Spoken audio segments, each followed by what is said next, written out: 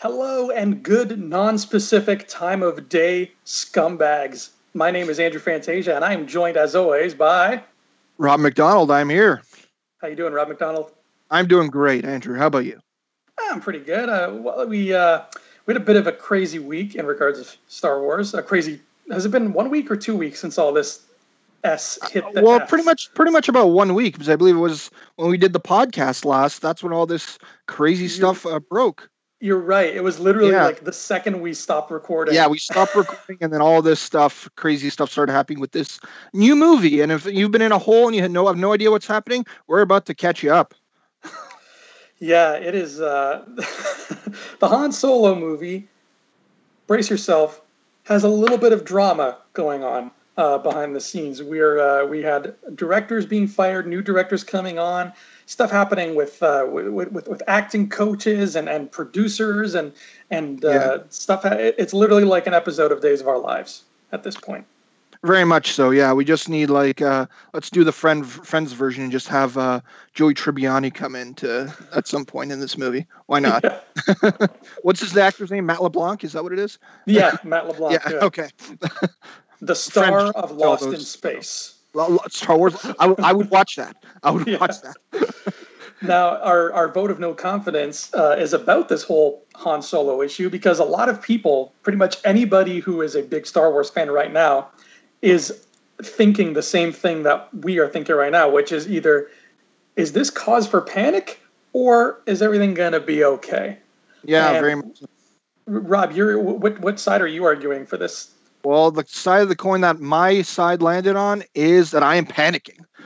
You're panicking and everything. Yes. Oh no! Be careful. Don't have any pork or red wine or red meat for at least like 24 hours. I had all those things over the last 12 hours. So okay. Well, it's been nice knowing you. Can I have your collection? Yes. Yes. And you of course have landed on the side of. I've landed on the side of everything is going to be A-okay, which is this is a tough call. This could really go because normally, James flips the coin and right away I'm like, oh, okay, I agree or I don't agree, but I'm going to argue it anyway. But this time I'm not even sure yet because it's so fresh in my mind. I don't know how you feel. Like, obviously don't say it right now, but I don't know if you've landed on a side yourself yet, but I'm still kind of on the fence of whether I would, go either way. Right. No, yeah. I'm sort of in the same way. I'm going to one side or another, but obviously for the sake of this, I am panicking. And I think over the case of even over the last couple of days, like the new stuff has come out, the whole thing with this whole production, with the way it started, was that it's like, hey, they're making a Han Solo movie, and a lot of Star Wars fans were probably like, oh, do we need that? Do we want that? Like a lot of cases of that. But then it's like, oh, they got Lord and Riddler coming on, and it's like, oh, they cast the new Han Solo, Alden Ehrenreich, and I'm like, oh, right away, I'm like, oh, I'm going to watch that Hail Caesar movie. I heard that he's really good in that. The movie wasn't very good. I didn't think that was very good, but he was actually very good in it. So it was like starting to give... Yeah, it was starting to get a lot of good press coming in and whatnot, and then shooting started in January, and then bombshell last week. This happens. No more Lord and Miller on this project. Then ever since then, it's like, hey, here's new director. Here's some new stuff that's coming out. Here's why this happened. All this stuff is speculation, and obviously, someone could be watching this right now, a week from now, and we could have new information as opposed to what we have. But as of right now, yeah, as opposed to why you should be panicking, I mean, it's like, hey, Lord and Miller are gone. They've had such a good track record of movies, some really good movies that they've been a part of. And now you brought in Ron Howard, and Ron Howard's replacing, who's a very good filmmaker in his own right. But at the same time, his track record over the past recent bit hasn't been all that great, right? You got movies like that Inferno movie. I didn't even watch that one, but I just heard crummy things about it. I didn't like Da Vinci Code or Angels and Demons. Yeah, I know. I read the Da Vinci Code book, which I actually liked there, but I wasn't that big a fan of the movie. And then it was The Dilemma, that comedy with Kevin Hart and not Kevin Hart, Kevin James and Vince Vaughn. And then there was that Heart of the Sea movie. So it's like, hey, you're replacing him with a very like, seasoned, and you know what you're going to get with director, but at the same time, it's like, is it going to give you a good product? That's one of the big questions, I think. So the shift, the radical last minute shift of directors has got you panicked. See, I'm gonna admit, I was bummed when when Brock broke this news to us, literally right after we recorded that last episode. Yeah. I was super bummed because Lord and Miller, I was a huge fan of them directing this movie. Like when I found out that they were the ones, taking the reins way back when they announced it. But I have been a fan of Lord and Miller since 2003 when they made the show Clone High. Do you know that show, Rob? I've heard of it, but I've never seen it. Oh, okay. It was not as popular in the States as it is in Canada for some reason. For those of you, if you've seen Clone High, you know what I'm talking about. But for those of you who don't know what I'm talking about, just a really quick rundown. Clone High is a show Lord and Miller created. It's a cartoon for adults, and it is absolutely brilliant. The premise is so simple. It's just a bunch of scientists took DNA from every famous person in history ever, cloned them, and then all the clones grew up at the same time, and now they're in high school, hence the name Clone High. Right. And it's about the clones of JFK, Abraham Lincoln, Cleopatra, Gandhi, and Joan of Arc all going to high school together. So picture like a dynamic like the Archies, but with those people and adults. Wow. That show was insane. It was so smart. It was so funny. It was just like it was only 13 episodes. Back then, animated shows, they don't last long. So it got one season, ended on a cliffhanger too, and that was all we got of it. But from that time, from 2003, I was a huge Lord and Miller fan. So the idea of not having them behind a Star Wars movie now, it's a little sad, but I'm not panicking because I'm looking at it. I'm gonna I pretend I'm Kathleen Kennedy, or I pretend I'm Bob Iger, or just the people who hold the cards at Disney right now, and I have to ask myself, okay, we're in a bit of a crisis situation. It's like Crisis on Infinite Earths, but the Flash isn't dying, and we just lost our directors this late in the game. What do we do? And I think at some point, somebody, probably not me, because I wouldn't, I'm not very business-minded, but somebody with a good sense of business, who is the voice of reason, would have stood up. Maybe it was Kathleen, maybe it was somebody else, and said, okay, right now, what we need to do is we need to give our crew, our cast, our shareholders, and most importantly, our fans, peace of mind. And how do we do that? We bring in a director that literally everybody in the world knows, loves, and trusts. Despite his track record, Ron Howard comes with a certain degree of pedigree. He's not Spielberg, but he's in that list of 6 directors where it's like as soon as you say they're attached to something, everybody's antenna shoot up because we're like, oh, what's he doing next? What's his next project? You're right. His track record lately has not been the greatest. I haven't seen Inferno yet, but I loved all the other Dan Brown stuff, so I'll take a crack at it sooner or later. But to hear Ron Howard is taking the reins, and he's just going to finish what was started, it puts me at ease, and I'm sure it puts the cast, the crew, and the shareholders at ease, because now they're thinking, okay, we're in good hands. Our movie is in good hands. No matter how much we have to reshoot, we're going to be okay. He's going to get us over this hurdle. That's why you go with Ron Howard as opposed to being like, okay, we lost Lord and Miller. Let's get, I don't know, Josh Trank back. Let's get something, So instead of taking that route and picking somebody who doesn't bring that pedigree with them, they did exactly what they should have. They got somebody who was going to, like almost a father figure, like somebody who's going to put your arm around you, be like, it's okay, we got this, we're in this together, let's finish making this movie. Yeah, so I mean, yeah, you again, they brought in a veteran. That was the thing that they did. But I'm also glad that you were the one that first brought up the person of Kathleen Kennedy into this whole situation. And I'm going to refer to, again, this whole thing is just semi-speculation because we're only going off the news that we have right now. So I'm going to refer to the article that came out with like Star Wars Newsnet that came out about Alden Ehrenreich and him being the one that actually told Kathleen Kennedy. Well, told somebody, and then I think they said that it got up to Kathleen Kennedy, and she found out about this whole situation. So a part of what it said over there was that as soon as she heard about this, then she started looking at dailies, and right away, what I thought there was that like, really, she's hasn't been looking at dailies this whole time. I mean, the movie has been shooting. It's said to be that they started at least some shots in January. So like 5-6 months, this movie has been shooting, yet only now they're saying, Kathleen's like, oh, I'm going to look at some stuff because I heard some bad things. Like, I'm like, all I could think is, why wasn't she looking at this stuff? Is she just so entrenched in the Last Jedi stuff, like, look at trailers for that, look at footage, making sure that's being edited correctly, that she's just, I'm not going to care about Han Solo right now, and I'm going to deal with that later. But like, that's just, it's for the first time I've actually started doubting Kathleen Kennedy as a producer a little bit. Like, she's like one of the best and story producers of all time. I think she's produced like almost everything that Steven Spielberg has done.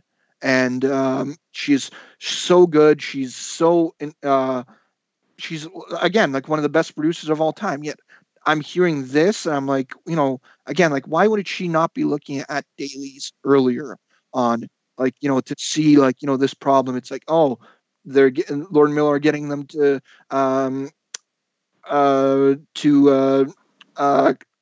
what am I trying to say here? They're getting them to be too like funny, too over the top, right? Like, changing the character of Han Solo and whatnot, right? Like, it just seems like she should have been more aware of this earlier, not 5 months after shooting, not like when 80% of the film is done.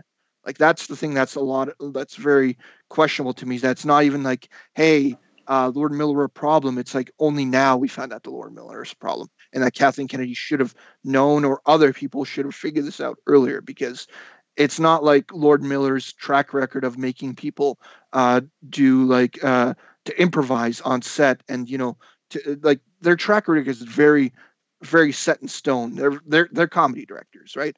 And I think they should have known what they were getting. Yet somehow Kathleen Kennedy didn't, and so many other people didn't. So I think it's just kind of weird. That's my second point of this whole thing.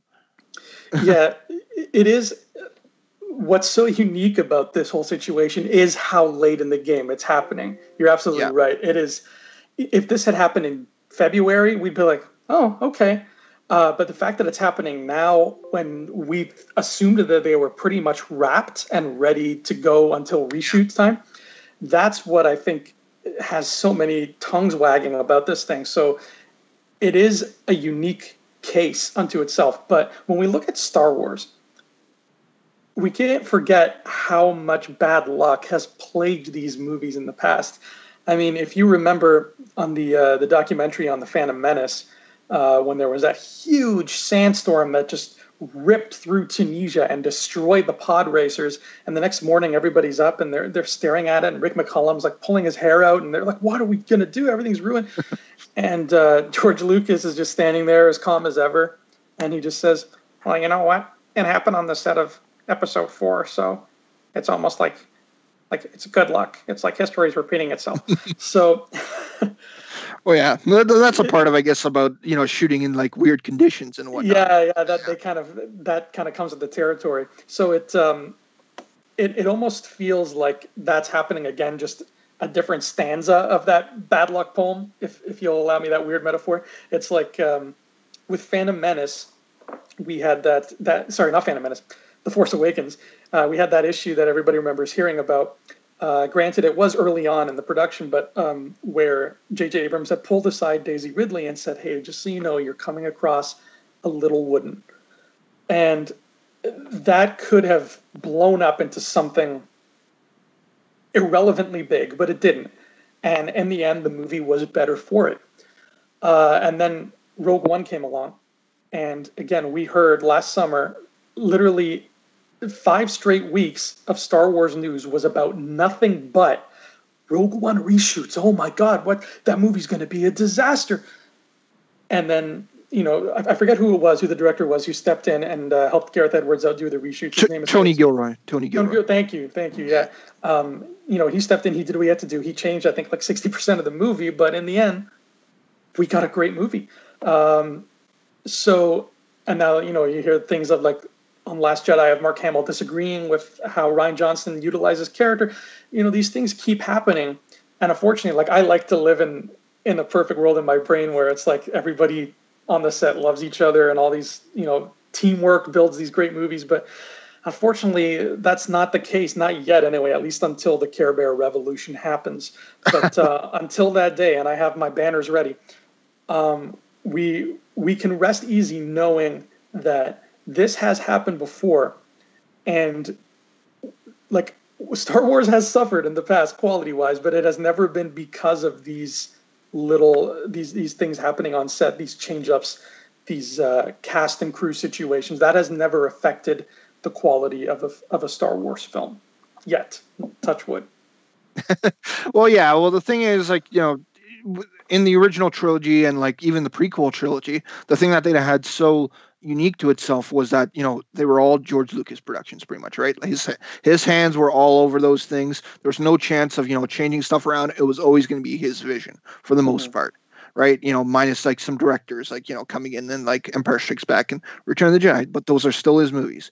And the thing is that you're just mentioning about like Force Awakens, it had some drama, not much, and with Rogue One, there was this whole situation with Gareth Edwards and all these reshoots and significant reshoots, and that's going on. And now it's happening again. So like I'm just starting to panic a little bit where it's like, are all these movies, like, are we going to find out more about Last Jedi like a little bit later that something happened there? Are we going to find out, something about Episode 9? Is this going to be a common theme? Because that does not instill confidence in me at all, because Rogue One turned out great.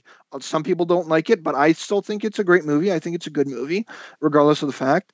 But like eventually, like it feels like the dice roll's not going to go Lucasfilm's way. They're not going to go the way of Disney. Like eventually, and Han Solo might even be the case where this is going to happen. And I mean, like the other report that had just come out about Alden Ehrenreich, and where it's like, hey, this guy has been shooting scenes for 5 months as the character and getting the character down. Now all of a sudden needs an acting coach. Like really, like they're assigning an acting coach to him to do it. Like apparently, like the Lucasfilm was not happy with his performance. Like that makes me extremely worried, especially considering that like one of the reasons people were skeptical on Han Solo, including me in general, is that who's going to play Han Solo? I'm going to say just like almost as good as Harrison Ford. Like that's like you got to find like lightning in a bottle when that's in that scenario, right? Like and people were very confident in Alden Ehrenreich, and we go back to Hail Caesar. He was great in Hail Caesar. The best part about it, I think. And now it's like he's been acting as his character for 5 months, and he all of a sudden needs an acting coach. That makes me extremely worried, extremely panicking. The whole palpitations are coming up again. They're coming. It's like I'm starting to like wonder if this movie is just going to be delayed, or just maybe I'm not going to say not come out, but it's going to come out, and it's just that how good is this movie going to be? Because now there's a lot of things that are just packing onto this, including the fact that the number one reason Harrison Ford not playing Han Solo, it's Alden Ehrenreich, and he needs an acting coach. That makes me extremely panicky inside. Yeah, you hit the nail on the head with the fact that just how sensitive this movie is, and I think its sensitivity is a detriment to how it's going to be made. I think that I would say, if not 100%, then at least like 90% of all these problems we're hearing about are happening because it is a Han Solo movie. If this was like standalone number 4 and it was like The Adventures of Two Tubes, we wouldn't. I would. James is really on the edge of his seat right now. Tell me more of this Two Tubes project. I know. Yeah, James is like, wait, I'm already writing that. How did you know? If that was the case, if that was the film that Lucasfilm was giving us, I would almost bet money that these problems would not even be an issue. It's the fact that you're right. It's Han Solo. If you don't get this exactly right, you can't just be like, yeah, they did okay. No, if you don't get Han Solo exactly right, you have the potential to have a huge disaster on your hands. This whole ordeal of making this movie, it was a tightrope walk from day one, and Lucasfilm knew what they were getting into. So I would assume that if everybody there is walking on the same tightrope, then everybody's on edge, and all this lashing out between producers and directors and cast and crew, etc., was bound to happen. Whereas on a Two Tubes movie, theoretically, I think everybody would, the tightrope would be a lot wider. There's a lot bigger margin for error. However, I believe that we've reached a point now, like the new Star Wars since the buyout has expanded to such lengths now that I feel confident because everybody, yes, there are still a lot of cooks in the kitchen. And now that kitchen is run by Disney. So all of those cooks are that really angry British cook whose name escapes me. Gordon Ramsay. Yes, thank you. So it is a very fiery and hot kitchen. However, the team they've assembled now is a team where, and I couldn't say this for the prequels, and obviously I couldn't say it for the originals, but I feel confident now with the new Star Wars world that every single one of those cooks loves Star Wars. Every single one of those cooks is a guy or girl like us who is just a huge fan of what they're making, and they want to do it right by the fans, by themselves, and by the characters. So I don't think this is a situation where we are going to get a hot mess made by committee. We're going to get something made by people with 100% of their hearts and souls behind it. And whether or not these wrenches keep getting thrown into their equations, they're going to do their damnedest to give us the movie that we want and the movie that Han Solo deserves. I'll end my argument with a question to you. Mm-hmm. Did you like the soundtrack for Rogue One? I was very indifferent towards it. Really? Yeah. Like I love Michael Giacchino, but I thought that his just the fact that I had to compare him to John Williams, and the fact that his style is a little bit different than John Williams's, just made me step away from it. Meaning like, oh, this felt like less of a Star Wars movie than it did. It is a very different style. Yeah, I'll give you that. John Williams is much more bombastic. Giacchino's a lot more subtle. He uses a lot more strings and piano. But I personally, I loved the Rogue One soundtrack. And for those of you out there, if you loved the Rogue One soundtrack like I did, and you are worried, you're panicking about Han Solo, just remember, Alexandre Desplat was doing that soundtrack up until 2.5 months before the movie came out. No, it's true. Yeah. The only thing I would have to close on is just in general, the fact that, this movie is just, like you said, it was a tightrope walk to begin with, right? So at this point, like, it's like, are we just, with Ron Howard coming in, the thing that could be just the worst thing is if this movie is just completely safe, right? Like if this movie just became like, oh, let's just save it and make like an okay movie, and that would almost bother me more. Because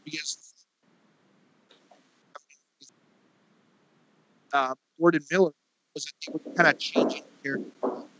They described something like Ace Ventura-ish in one of the articles, but I'm going to choose not to believe that because that seems a little bit ridiculous. But regardless, Gordon Miller was going to try to do something different at least.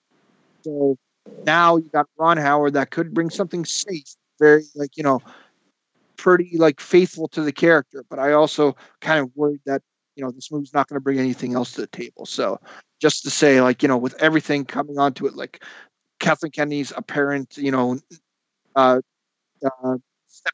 from the project and only now coming back to it and noticing what's going on, to Alden Ehrenreich apparently an acting coach. to Ron Howard's recent track record and me being worried about whether he's going to be able to do something that uh, can can make the movie good or great. Like, I'm worried about like that holding everything back. So yeah, at the end of the day, I'm getting some heart palpitations in here a little bit. Like I said, it's all that wine and the red meat, like you said. But regardless, the whole question is now to you guys, because again, you guys have probably read all these articles and whatnot, seen what's been going on, and what do you guys think? Do you guys think that it's we should be panicking? Are you guys on the edge and unsure, waiting for a couple more articles to come out and see what's going on? I mean, that's the real question right now. I mean, what do you think, Andrew, in general? Yeah, I think no news is good news, and I hope from now on we hear no more news. It's smooth sailing ahead, and I don't want them to delay the movie, but I'd rather they delay it than give us something half-assed. So here's hoping, perfect world. Ron Howard plows ahead. Everything's great. Comes out in May. It's fantastic. But time can only tell. This is going to be one hell of a production to keep an eye on. Yeah, we're both, even if we're, you described it, you're on like in the middle of it all. I'm in the middle of it all too. We're both Star Wars fans. At the end of the day, we want this movie to be as good as it possibly can be. And That's right. just this stuff is I cannot see anybody that's not disturbed by it at all, because like these types of problems are are pretty big ones, right? Like, what's been happening over the past week isn't small potatoes, right? I mean, we were talking about Rogue One and Force Awakens. This stuff is just seems to be bigger than anything either of those two productions had to deal with. But regardless, yeah. Once again, it's to you guys in the comment section below. Who did the better side of the argument? We both sit in the middle actually, but Andrew was going for that, and he's not panicking. I am panicking. Where do you guys fit? Are you guys in the middle like us naturally, or are you guys on either sides? Let us know.